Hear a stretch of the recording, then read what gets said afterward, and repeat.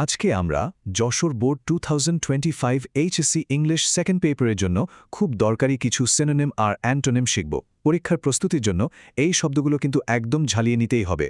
আমরা প্রত্যেকটা শব্দ তার মানে বাক্যে কিভাবে ব্যবহার হয় আর তার সমার্থক ও বিপরীত শব্দগুলো নিয়ে বিস্তারিত আলোচনা করব। তো চলুন আর দেরি না করে আমাদের প্রথম শব্দটা দিয়ে শুরু করা যাক। তো আমাদের প্রথম শব্দটা হচ্ছে ইম্পর্টেন্স। এর সহজ বাংলা হল গুরুত্ব বা তাৎপর্য, মানে কোনো কিছুর মূল্য বা সেটার প্রভাব বোঝানোর জন্য আমরা এই শব্দটা ব্যবহার করি। যেমন দেখুন, উদাহরণে বলা আছে, the importance of regular exercise K not be denied. এর মানে হল নিয়মিত ব্যায়াম করার যে গুরুত্বটা সেটাকে কোনোভাবেই অস্বীকার করা যায় না। এবার ইম্পর্টেন্সের ঠিক উল্টো শব্দগুলো মানে অ্যান্টোনিমসগুলো একটু ভালো করে বুঝে নিই। প্রথমটা হলো ইনসিগনিফিকেন্স, যার মানে গুরুত্বহীনতা। এরপর আছে আনইম্পর্টেন্স, মানে অপ্রয়োজনীয়তা। ট্রিভিয়ালিটি শব্দটা ব্যবহার হয় যখন কোনো বিষয় খুবই ছোটখাটো বা তুচ্ছ হয়, আর ওয়ার্থলেসনেসের মানে তো বুঝাই যাচ্ছে মূল্যহীনতা, যার কোনো দামই নেই। আমাদের পরের শব্দ স্ফিয়ার। স্ফিয়ার শুনলে হয়তো গোল কোনো কিছুর কথা মাথায় আসে, কিন্তু এখানে এর মানে হলো কর্মক্ষেত্র, জগৎ বা পরিসর। ধরুন আমাদের জীবনের প্রত্যেকটা দিক, যেমন পড়াশোনা, খেলাধুলা, চাকরি, এগুলো এক একটা স্ফিয়ার। উদাহরণটা দেখুন, women are now successful in every sphere of life, অর্থাৎ জীবনের প্রত্যেকটা ক্ষেত্রেই নারীরা এখন সফল। স্ফিয়ার শব্দটার বদলে আরও কিছু সুন্দর শব্দ ব্যবহার করা যেতে পারে। যেমন এর সিনোনিমসগুলো দেখুন। ফিল্ড, আমরা তো বলি ফিল্ড অফ সায়েন্স মানে বিজ্ঞানের ক্ষেত্র। ডোমেইন মানেও একটা নির্দিষ্ট এলাকা বা জ্ঞানের পরিসর। এরিয়া শব্দটা তো আমরা প্রায়ই ব্যবহার করি। আর রেলম শব্দটার অর্থ হল জগৎ বা রাজ্য, যেমন দি রেলম অফ ইম্যাজিনেশন মানে কল্পনার জগৎ। পরের শব্দটা হলো ডমিনেট। এর মানে হচ্ছে আধিপত্য করা বা নিয়ন্ত্রণ করা। যখন কোনো ব্যক্তি বা দল অন্যদের ওপর নিজেদের ক্ষমতা খাটায়, তখন তারা ডমিনেট করে। যেমন উদাহরণে বলা হয়েছে, in the past men used to dominate the workplace, মানে অতীতে কর্মক্ষেত্রে পুরুষদেরই প্রাধান্য ছিল। ডমিনেটের মতো ক্ষমতা বোঝায় এমন আরও কিছু শব্দ দেখে নিই। রুল মানে শাসন করা, কন্ট্রোল মানে নিয়ন্ত্রণ করা, গভর্ন মানে পরিচালনা করা, যেমন সরকার দেশ গভর্ন করে, আর ওভারপাওয়ার মানে হল শক্তি দিয়ে কাউকে কাবু করে ফেলা বা হারিয়ে দেওয়া। এবার আমরা শিখব কনফাইন্ড শব্দটা। এর মানে হলো কোনো কিছুকে একটা নির্দিষ্ট সীমানার মধ্যে আটকে রাখা বা আবদ্ধ থাকা। যেমন একটা পাখি খাঁচার ভেতর কনফাইন্ড থাকতে পারে। বাক্যটিতে বলা হয়েছে, for centuries women were confined within the 4 walls of the house, যেটা আসলে একটা ঐতিহাসিক বাস্তবতাকে তুলে ধরে। কনফাইন্ড শব্দটা আরও ভালোভাবে বুঝতে এর সমার্থক শব্দগুলো দেখুন। রেস্ট্রিক্টেড মানে সীমিত বা যেখানে ঢোকা নিষেধ, লিমিটেডের মানেও সীমিত। রেস্ট্রেইনড মানে সংযত বা নিয়ন্ত্রিত, আর এনক্লোজড মানে চারদিক থেকে ঘেরা। খেয়াল করে দেখুন, সবগুলো শব্দই কিন্তু কোনো না কোনো সীমাবদ্ধতার কথা বলছে। ওয়ালস শব্দটার আক্ষরিক মানে তো দেয়াল, কিন্তু এটা অনেক সময় রূপক অর্থে বাধা বা সীমানাও বোঝাতে পারে। যেমন উদাহরণে বলা হয়েছে, she felt trapped by the 4 walls of her small room. এখানে 4 ওয়ালস দিয়ে শুধু ঘরের দেয়াল নয়, বরং একটা সীমাবদ্ধ পরিস্থিতিকেও বোঝানো হচ্ছে। ওয়ালসের সমার্থক শব্দগুলো এই বাধা বা সীমানার ধারণাটাই দেয়। ব্যারিয়ার্স মানে প্রতিবন্ধকতা, পার্টিশনস মানে হল বিভাজক, যা দুটো জায়গাকে আলাদা করে। এনক্লোজার্স মানে ঘেরা জায়গা, আর বাউন্ডারিজ মানে তো সীমানা।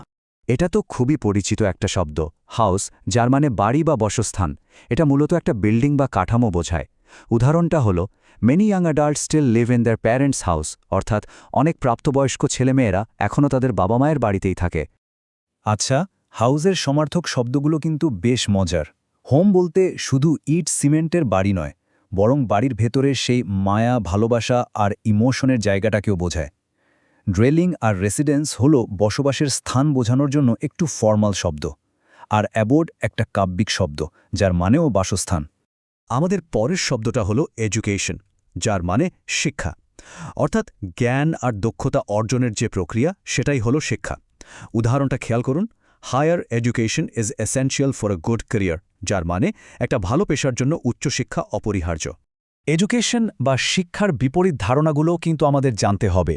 এর অ্যান্টোনিমসগুলো হল ইলিটারেসি মানে নিরক্ষরতা বা পড়তে ও লিখতে না পারা, ইগনোরেন্স মানে অজ্ঞতা বা কোনো বিষয়ে জ্ঞানের অভাব, আর মিসএডুকেশন মানে হল ভুল বা ভ্রান্ত শিক্ষা।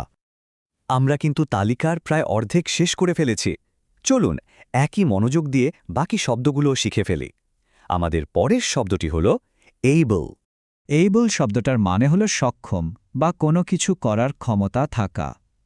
যখন কারো কোনো কাজ করার শারীরিক বা মানসিক শক্তি বা দক্ষতা থাকে তখন তাকে এইবল বলা হয়। যেমন she has been able to prove her skills, অর্থাৎ সে তার দক্ষতা প্রমাণ করতে সক্ষম হয়েছে। এবেলের বিপরীত শব্দগুলো অক্ষমতা বোঝায়। আনএবল হল এবেলের সরাসরি উল্টোটা। ইনকেপেবলের মানেও অসমর্থ। ইনকম্পিটেন্ট শব্দটা ব্যবহার হয় যখন কারো কোনো কাজ করার জন্য যথেষ্ট দক্ষতা থাকে না, মানে অযোগ্য। আর পাওয়ারলেস মানে হল শক্তিহীন বা ক্ষমতাহীন। এবার দেখব ওয়ার্থ শব্দটা। এর মানে হল কোনো ব্যক্তি বা জিনিসের মূল্য, যোগ্যতা বা গুরুত্ব। যেমন একটা দারুণ উদাহরণ হল an employee must prove there worth to the company, অর্থাৎ একজন কর্মীকে কোম্পানির কাছে তার যোগ্যতা প্রমাণ করতে হয়। ওয়ার্থের সমর্থক শব্দগুলো যোগ্যতা বা মূল্য বোঝায়। ভ্যালু মানে মূল্য, মেরিট মানে মেধা বা যোগ্যতা, কোয়ালিটি মানে গুণ বা মান, আর ক্যালিবার বলতে বোঝায় কারো সামর্থ্য বা যোগ্যতার লেভেলটা। যেমন আমরা বলি না, a person of high calibre. Economy একটা খুব গুরুত্বপূর্ণ শব্দ। এর মানে হল অর্থনীতি, মানে একটা দেশের টাকা পয়সা, শিল্প আর ব্যবসা বাণিজ্যের পুরো সিস্টেমটা। উদাহরণটা দেখুন, educated women contribute to the economy of the country, মানে শিক্ষিত নারীরা দেশের অর্থনীতিতে অবদান রাখে। ইকোনমির সমর্থক ধারণাগুলো হল ফাইন্যান্সিয়াল সিস্টেম মানে আর্থিক ব্যবস্থা, ওয়েলথ মানে সম্পদ, প্রসপেরিটি মানে সমৃদ্ধি বা উন্নতি, আর কমার্স মানে হল বাণিজ্য। এই সবগুলো শব্দই একটা দেশের আর্থিক অবস্থার সঙ্গে জড়িত। পরের শব্দটি হল রিয়েলাইজেশন, যার মানে উপলব্ধি। যখন হঠাৎ করে কোনো কিছু আমাদের কাছে পরিষ্কার হয়ে যায় বা কোনো বিষয়ে আমরা সচেতন হই, সেই মুহূর্তটাকেই রিয়েলাইজেশন বলে। যেমন people have come to the realisation of women's potential, অর্থাৎ মানুষ নারীদের সম্ভাবনা উপলব্ধি করতে শুরু করেছে। রিয়েলাইজেশনের সমার্থক শব্দগুলো কিন্তু বোঝা বা জানার সাথে সম্পর্কিত।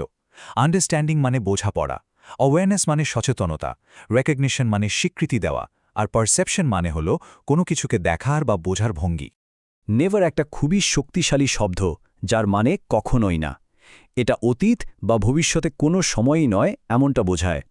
উদাহরণটা দেখুন, development is never possible without equal participation, অর্থাৎ সমান অংশগ্রহণ ছাড়া উন্নয়ন কখনোই সম্ভব নয়। আর নেভারের ঠিক উল্টো শব্দগুলো কি কি? অলওয়েজ মানে সর্বদা বা সবসময়, এভার মানে কোনো সময় বা চিরকাল, ফরএভার মানে চিরকালের জন্য, আর কনস্ট্যান্টলি মানে অবিরত বা ক্রমাগত। এই সবগুলোই কোনো কাজ চলতে থাকাকে বোঝায়। আমাদের পরিচিত শব্দ পপুলেশন মানে জনসংখ্যা। কোনো একটা নির্দিষ্ট এলাকা, শহর বা দেশের মোট অধিবাসীকে পপুলেশন বলা হয়। যেমন women constitute half of our total population. এর মানে হল নারীরা আমাদের মোট জনসংখ্যার অর্ধেক। জনসংখ্যা বোঝাতে আরও কিছু শব্দ আছে। ইনহ্যাবিটেন্টস মানে কোনো জায়গার অধিবাসী, সিটিজেন্স মানে কোনো দেশের নাগরিক, রেসিডেন্টস মানেও বাসিন্দা, আর পিপল হল সবচেয়ে সাধারণ শব্দ, যার মানে জনগণ। আমাদের আজকের তালিকার শেষ শব্দটি হল কন্ডিশন। এর মানে অবস্থা বা পরিস্থিতি।